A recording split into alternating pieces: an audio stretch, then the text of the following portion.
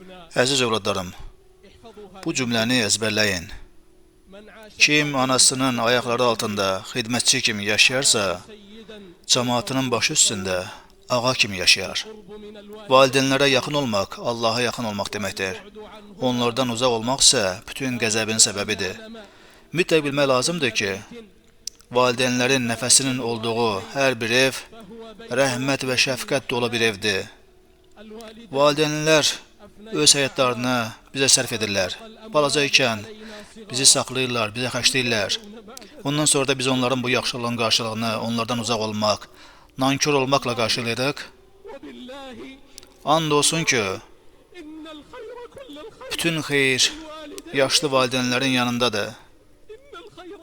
Bütün xeyir yaşlı valideynlərin yanındadır. Peyğəmbər sallallahu aleyhi ve sellem belə buyurur. Xeyir, bərəkət böyüklərinizin yanındadır.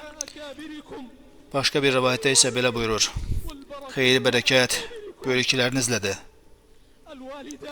Valideynləri sadəcə görmək bir itayət və ibadətdir.